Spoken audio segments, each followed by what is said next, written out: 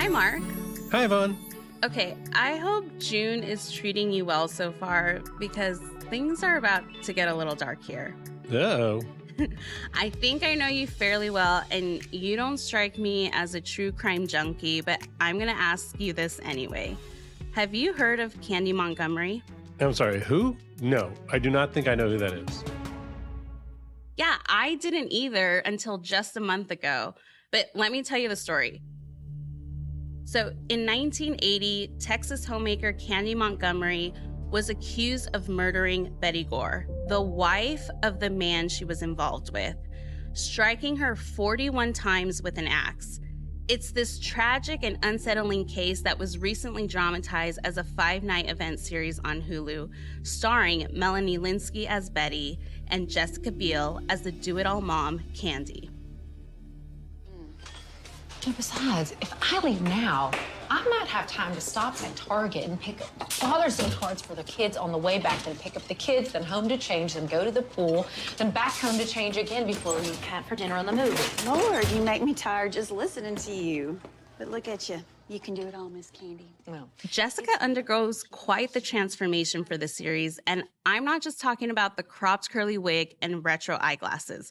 Her performance is disturbing and it's chilling, and she also pulled double duty as the executive producer. Of course, now you can watch all 5 episodes as you please. And Mark, I hope I've made a big enough case for you to add it to your queue. Well, I've been seeing billboards for the show around Los Angeles, and I did not have the impression that it built to someone killing someone 41 times, striking someone 41 times with an axe. But, I'm something of a Melanie Lynskey completist, so I think I'm probably going to be watching the show. I'm right there with you for sure. I was visiting family in El Paso when it launched, and let me tell you, it was appointment television for us every night. It was this slow burn and an uneasy watch, but we were hooked. And, in between all of this sort of true crime goriness, it tackles themes like the repression of women.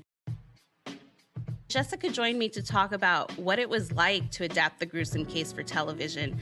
And as we started the conversation, I was really struck to find that she actually connected with Candy in many ways.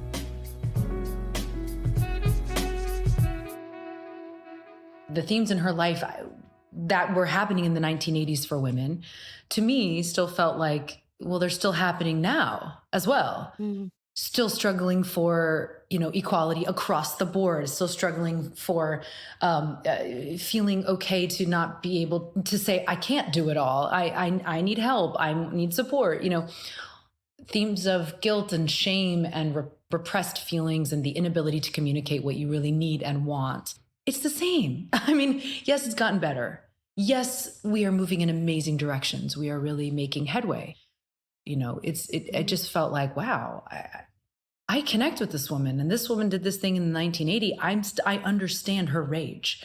I understand how someone could be pushed to that point if they had their life sort of mapped out. This is what I do. Then I get married. Then I have kids, and then I'm happy, no matter what. And I think everybody can sort of connect to that idea that when you check all the boxes, sometimes you still feel empty and you don't know why. And that, pushes you to do interesting things. I want to dive a little deeper on that notion because, as you said, Candy cares a lot about projecting an outward image of being fulfilled and having the perfect life. And no one knows the pressures of projecting certain images quite like a celebrity in the public eye. So talk a little bit more about the ways you were able to connect on that sort of personal level with her. Sure. It's interesting, right? When you think about celebrity and you think about an outward persona as opposed to maybe, your private life, it's very different now. We didn't have camera phones. We didn't have social media when I was a young actor working on Seventh Heaven and having my, younger career. And there was a part of my job. I'd gone to media training where they teach you to be able to talk about things that have been hard in your career, sensitive things, personal things that You have to talk about the people will ask you questions about. How do you speak about that in a way that makes it feel like, hey, I learned from this experience and I'm better for it. And by the way, that's true. But it doesn't necessarily mean you're not still dying inside every time, just a little bit, or a little tiny jab. Your little heart gets a little, nick every time somebody brings something up that you really don't want to have to talk about, but yet you still have to talk about it in a way that is appropriate. And that was part of your job. It was literally part of my job to have kind of a persona, which was sort of unflappable. And, kind of cool as a cucumber. No matter what anyone asked you, it was all good. It's very different now. Now our culture is such that we really can just tell the truth. Hey, I don't feel good today. And this is what's going on with me. And that really hurt my feelings. And you can't talk to me that way. And it's amazing, actually, right? On many levels, that's a very new thing for someone, I think my age, from this business to have to sort of grapple with, because I still find myself doing what Candy did. So I'm still trying to find my footing there, but I still really connect to those feelings of putting on a good face and making everybody feel comfortable. Even if I am uncomfortable, which is so much of what women are asked to do in society all the time. It makes people more comfortable when we're not angry or displeased or frustrated or mad or rageful. People become uncomfortable when we're not smiling and happy and feminine. Well, it's interesting you bring that up because, Betty, Melanie Linsky's character, seems like the complete opposite to your character at first. Like, we can tell she's more like, depressed or sad about her life. But what's interesting is that Candy actually has a lot of those same feelings of emptiness that Betty has. She just suppresses those feelings by staying busy. Like, how did that inform the way you thought about depicting Candy? Well, it informed it quite a lot because they do initially seem very different, but they're actually sort of two sides of the same coin.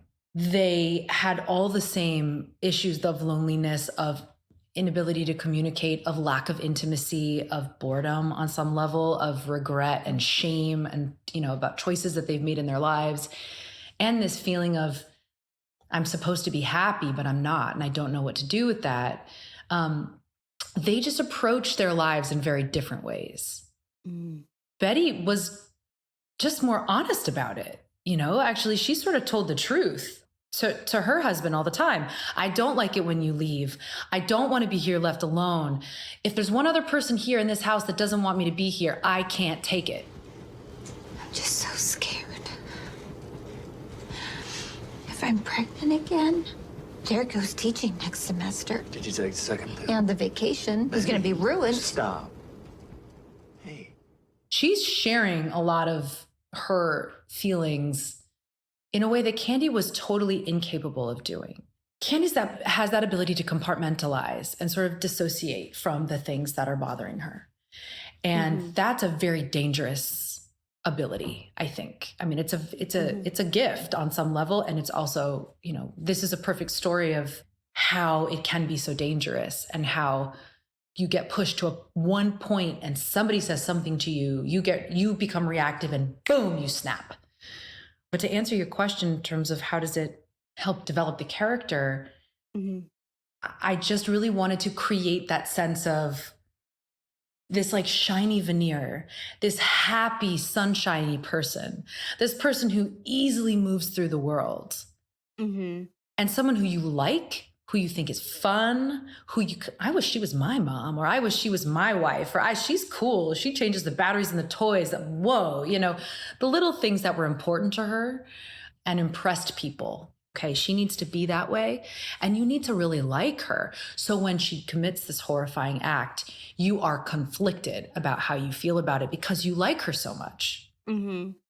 Well, there are many scenes where it's sort of hard to tell if your character is telling the truth, particularly in the last episode. How did you sort of you all come to an agreement about what you would present as true? That's a good question. Robin Veith, our writer, creator, and showrunner, it was so important to her and to all of us, but this really was coming, from her influence, that we were telling Candy's story. Mm. Like, that's the foundation that we are coming off of. That's the information we have. That's the evidence we have from the court cases. We don't have another side of this story from the person who was in that room. There was only one woman that walked out of that room. Mm-hmm. So all we have is that perspective. And we wanted to show the other side of it, obviously, with the sheriffs, the deputies, the police department having a different feeling and a different idea of what they thought could have happened. So showing both sides. Mm-hmm. And it's really up to you, the audience, AKA the jury, which is why at the end there, I'm able to talk as Candy straight to the audience through the lens. Betty's there. It's like this surreal experience where everyone's gone from the courtroom. We sort of wanted to create that moment of like, okay, I'm looking at you guys now, like right down the barrel. You make the decision what you think. Did it ever enter your mind that if you were to kill Betty Gore, you'd get Alan Gore back? No. Did you even want him back? No. Did you consider telling anybody what had really happened? I was so afraid to, and I was so ashamed. And I never wanted anyone to ever know. Well, did you think you'd be believed? No. Melanie really believed in Betty and her story, that there was no way she, picked up this axe first. Mm. And I really believed for most of the time that this was a nonviolent person. There's no way that if she wasn't provoked and got herself into this sticky situation, there's no way that she would have done this. So I really believed in her. Like, I didn't think I was lying when I'm speaking all of those lines and Candy's telling her side of the story. I could not play it as if, well, there may be a lie in there. I was just really genuinely playing it as if she told the truth. Because I think if she was lying, it's buried so deep down to move through a scenario like this that maybe she doesn't even know that she is lying anymore. There's a sort of surprising and meta moment in the show when your husband, Justin Timberlake, and Melanie's husband, Jason Ritter, make appearances on the show. They're investigating the case. What were your conversations like about the show at home? Did you guys talk about it much while eating dinner? Like, what did those sound like? I mean, we talked about it all the time. I mean, he really believed she did it. I mean, we know she did it, but he really believed that she just went after it without any provocation at all. Uh-huh. Yeah. And we would vehemently disagree about this thing at the dinner table and talk about, well, the sunglass lens and it was in the garage, but I mean, why could you not go through the door? It's just a table of sewing. Just walk around it. And he's like, but you can't just walk around it. It's in the way. Like we would just go through all these details that were in the story, that were in the evidence photographs. And he would fight for his side and I would fight for mine. And we were talking about the accent a lot.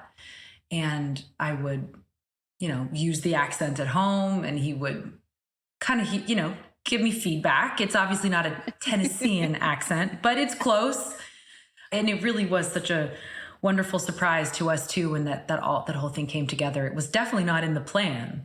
Mm-hmm. And it was just so funny and very meta, like you said already. Super meta, especially obviously the hairdo. I mean, you've talked about this before, but I have to say at my local coffee shop, they put the tip jars and a lot of times they put it's like a competition between photos of a tip jar. And it was your photo as Candy and Justin Timberlake's photo, having that hair from back in the late 90s.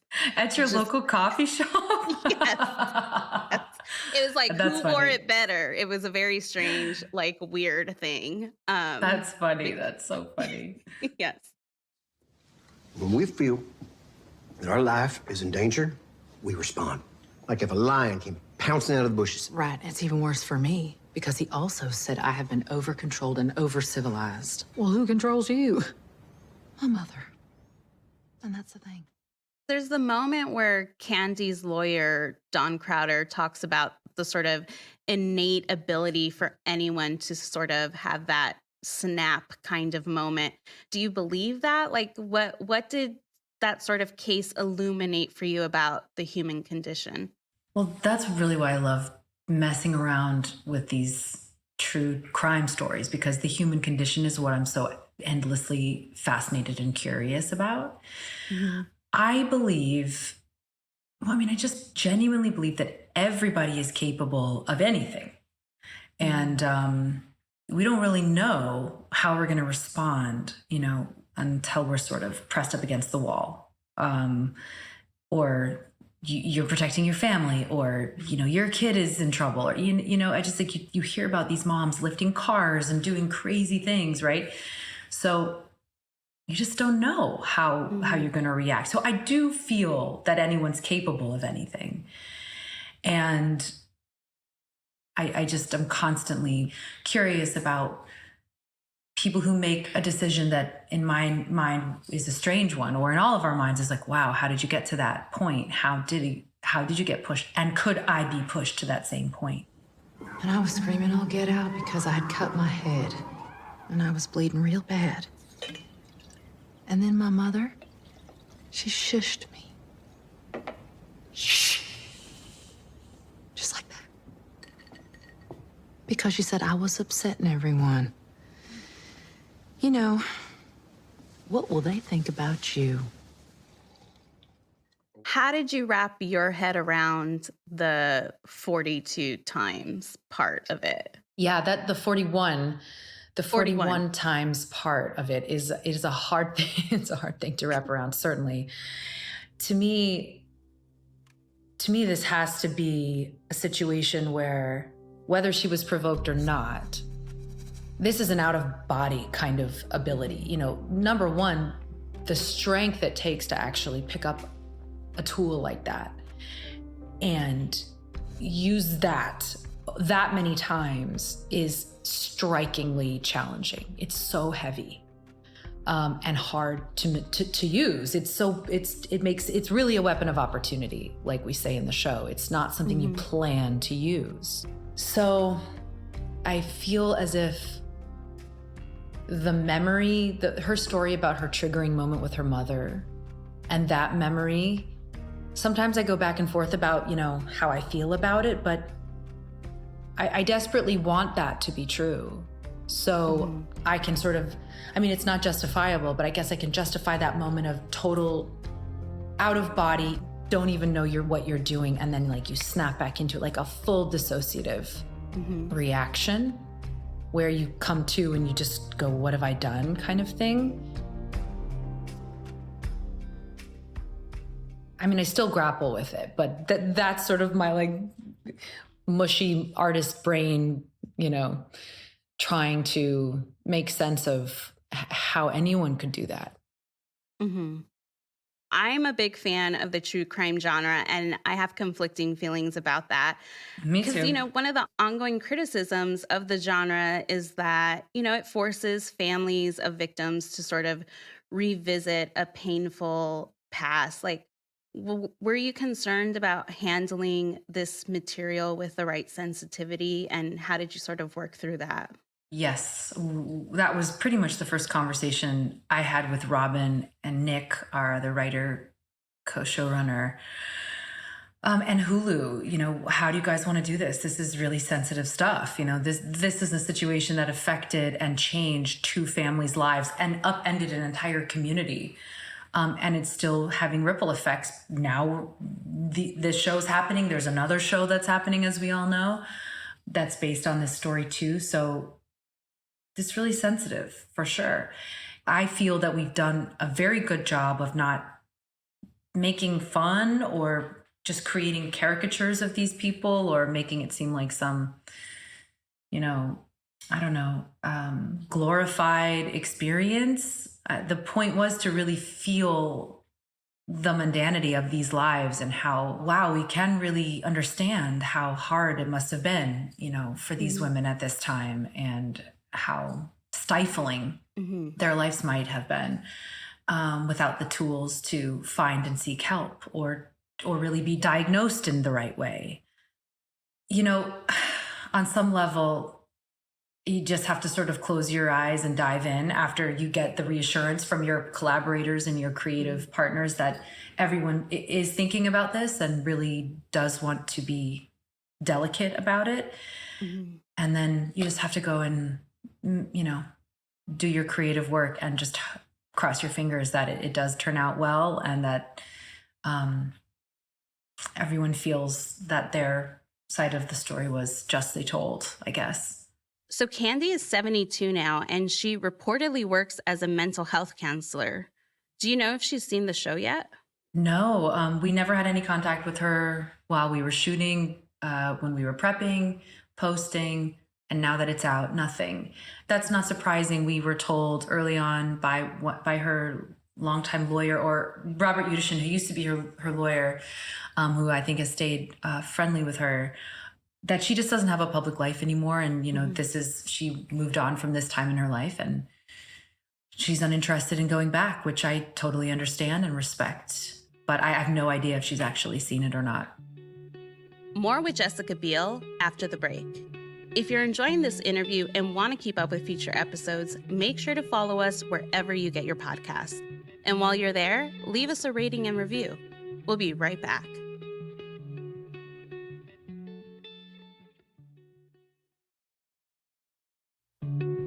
Welcome back to The Envelope and my conversation with Jessica Biel.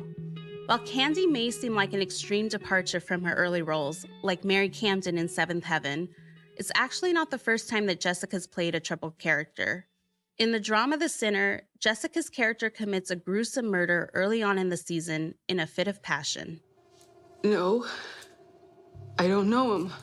I'm telling you, I've never met him before. Then why kill him?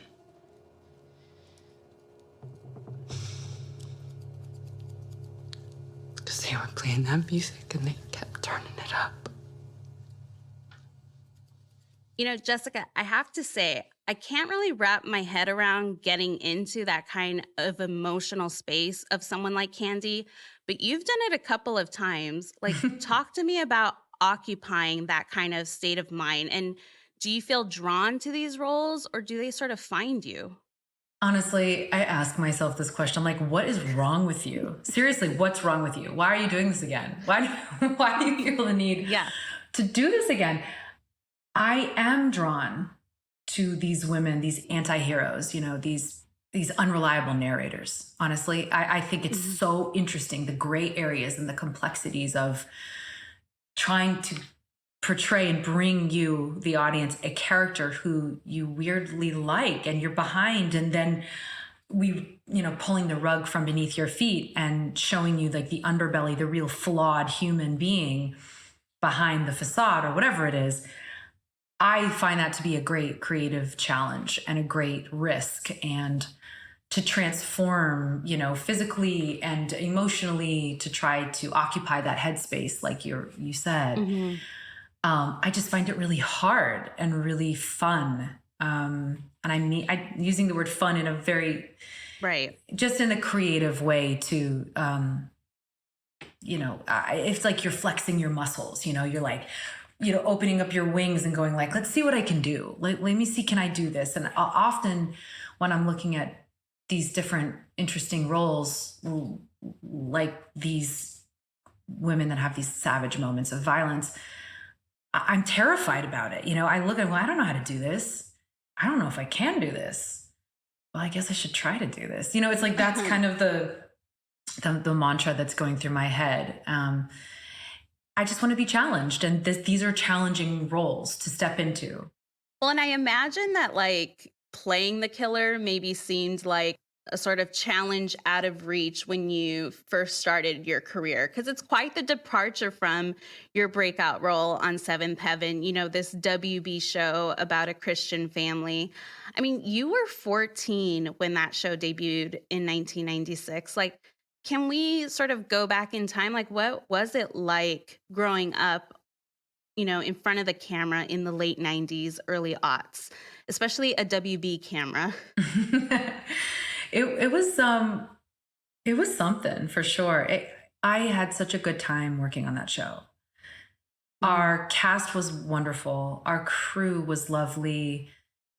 It wasn't so dark, right? We were dealing with subject matter that was realistic and touching on some things that were tougher, I guess, at the time, when we weren't really going deep. And that was a show that you couldn't really dive headfirst into something really intense. So the vibe was good on set. People were kind. There was a bunch of kids, I was like one of all those kids on set that everyone really protected and loved on that show. I learned so much about how to work on a set from that show. I learned how to have a relationship with the camera. I learned how to find my light. I learned how to find my mark. I learned how to, keep everything steady and still. And it was like acting class 101, those handful of years that I was on that show. You really like him? What do you care? He's my best friend. So what? Guys don't date other guys' sisters. And why not? Because. Like, I just don't want you to get hurt. Yeah, I know. And like we were talking about earlier, it was definitely a microscope on you as a person and your life when the show kind of got some legs and people were more interested in who we were behind the scenes, I guess. But it was not one of those crazy microscopes that, can see a million times over. It was, I'm thankful that during that time when, women in Hollywood and young women in Hollywood were struggling with what we were struggling back then and being taken seriously and, being respected properly and all of that stuff, that we didn't have that extra lens on us. Like, I feel bad for the young men and women now coming into this business. That's how exposed they are all the time. It looks hard to me. I want to talk about, your career after Seventh Heaven. Like, did you feel like this sort of girl next door persona that was placed on you, did that make it difficult for you to break out into other roles that you sort of wanted to stretch yourself as a performer? Yes, I think on some level, when you're sort of known for one thing, it just takes a minute to I think, for people to go, well, hold on, can you do that too? It took a moment to sort of shake that image a little bit, which is a great image, that's not a bad image to have. And I'm grateful for that. But I think that's probably why I was like, I want to do something totally opposite. I want to do something different. Texas Chainsaw Massacre, great. That's totally different. Rules of Attraction, very, very, very different. Those decisions were coming just from a creative place of really, really yearning for something challenging that I hadn't done before. And I think it's different now. Back then in the late 90s, you were kind of on TV or you were working in film. You didn't really cross over unless your show was so big, like Friends. I remember I was thinking about the cast of Friends, and they were able to do films and do their show. But that was like the biggest show in the whole world. That was like a crazy crossover success. But it felt to me, my perspective of it was, because I'm on television, I will therefore have to work so hard to be on film, or it will just never happen because no one will give me that opportunity. That's just the way it is. That's the way it felt to me. Well, at what point in your career did you start thinking about producing? Like, was there a specific unsavory experience or script offer that got you thinking about, like, okay, I just need to take this into my own hands if I want to start getting the kinds of things that interest me? I don't think it was one moment. I think it was a collection of moments. And honestly, I think it was probably a collection of disappointments. Didn't get this one, didn't get that one, didn't have an opportunity, won't see you for that one. Nope, you're not right for that one. Kind of all these no's. I remember just feeling like what I was doing at the time just wasn't fulfilling me. I started thinking about producing when I turned 22, and I had met Michelle, my partner now, and we were working on something together. And we were both just feeling like we wanted more for our careers. You know, not that it was that particular project, which was, you know, some horrible project. It wasn't it. It was just this moment in time that we were both feeling unsatisfied. And so I was 22 when I said, let's create a company and let's make stories that tell women's experiences. Let's find our way through this business together and make things that are challenging and risky and that I won't ever get offered or given an opportunity to be a part of. I want to make my own way. I'm going to have to. So it was back then. It was that long ago. Mm-hmm.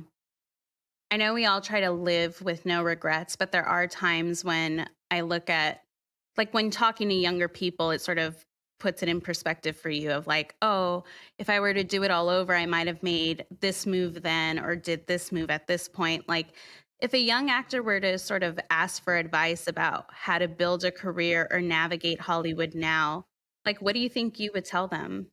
Oh man, I don't know. Navigate Hollywood now. I mean, I think.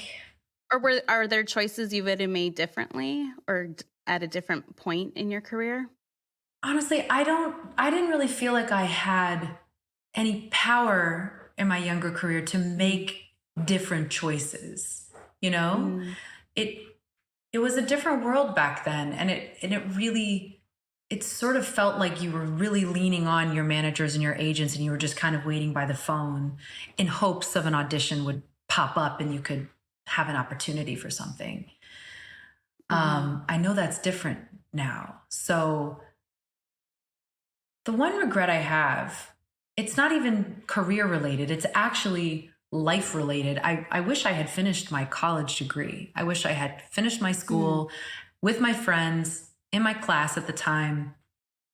I wish I had that in my hand. That was my personal, you know, I worked hard for that and it's mine. No one can take it from me. You know, that's something that I think at that time I really needed and was craving a social experience, a peer social experience. I'd spent so much time working on sets with adults and working full time. I just really needed something different. And I wish I had just finished. But then you say that, and then I would have missed out on so many different steps that brought me to where I am now. So sometimes I say it out loud and then I go, yeah, but I just sort of feel like my life and my career has just done things that it was meant to do. And I had to go through these challenges. So what are you eyeing next? Like what scripts have come your way? Do you think you'll go back to maybe something lighter, a comedy, or is like, you know, are you going dark again? Like what is on the horizon for Jessica Biel? I mean, we're developing a lot of different ideas with my company, inside the company, some for me, some not for me. Most of them are pretty dark, I have to say, but they're not trigger moments for women who have violent outbursts. We're not doing that. But most of them are a little bit on the more dramatic side. We do have a couple things we're working on that are lighter, more comedic, sci-fi, bigger worlds, which I'm really excited. I love that kind of stuff personally. I don't know for me yet what is actually next where I'm going to be on camera. I definitely would love to do some kind of great comedy, some sort of romantic action thing. Like how fun would that be? You know, some sort of big sweeping travel, sexy romance, funny, you know, something just different. I mean, that's what it always is for me normally is what's different? What have I not done recently that could be really fun and engaging? And you know what, something will come around, right? And it'll be some dark, weird drama. And I'll be like, oh no, here I go again. The heart wants what it wants. Yeah, don't fight you it. Can't fight it sometimes. Don't fight it. Well, whatever it is, we look forward to seeing it. And I just want to thank you for taking the time today. I'm glad we were able to chat. It was great.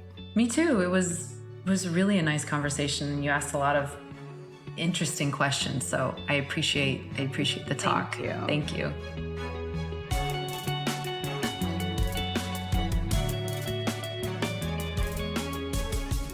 The Envelope is a Los Angeles Times production in association with Neon Hum Media.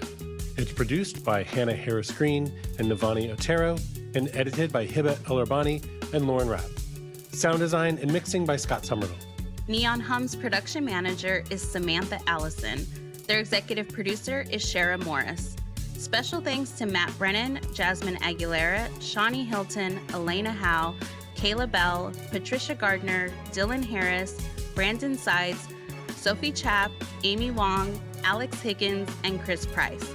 Till next time, I'm your host, Yvonne Villarreal. And I'm Mark Olson. Tune in next week for another episode. See you then.